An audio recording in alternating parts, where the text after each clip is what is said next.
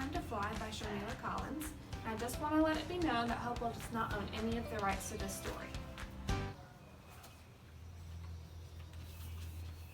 Binkle was waiting.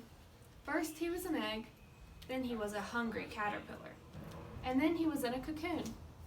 But what he really wanted to be was a butterfly with big and beautiful wings. At last the day came. The sun was shining, and its warmth gave Binkle strength. He pushed and cracked his cocoon, and out he came to say hello to the world. But when Binkle opened his wings, they didn't work. They were weak and pale, silvery, wispy, and unfinished. They had a wing shape and a wing frame, but only a few strands of wing and holes instead of color. And they would not and could not let him fly. Binkle's heart was full of sorrow and disappointed dreams. His fragile wings shimmered in the pale moonlight. What could he do? He slunk away and hid under a leaf, unhappy at being different. 2 crows came along to see if Binkle was worth eating, but they stared and laughed at him instead. "There isn't much to eat on him," they cawed, and they flew away.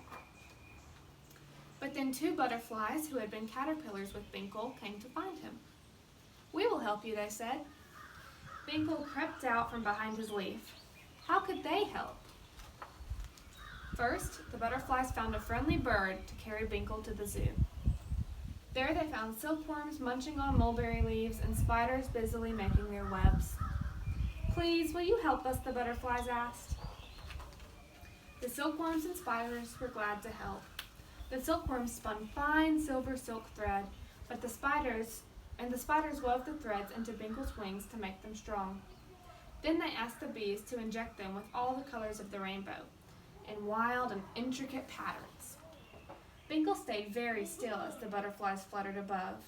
At last the work was finished, and the silkworms, spiders, and bees admired their handiwork.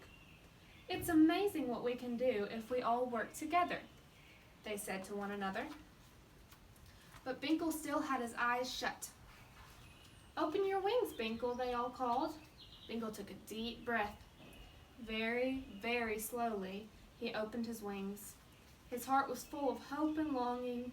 His wings felt heavier and stronger, as if they might let him fly. Binkle opened his eyes. The wings were magnificent. They were strong. There were no holes, just woven silk threads with bold and beautiful colors. "I am different from all other butterflies, and I always will be," said Binkle. "But I don't care. All I want to do is fly." He thanked his new friends, the butterflies, the bird, the silkworms, the spiders, and the bees. The butterflies rose into the air and fluttered above him. "Come on, Binkle," they called. "It's time to fly." Binkle tested his wings, opening and closing them carefully, once, twice, 3 times.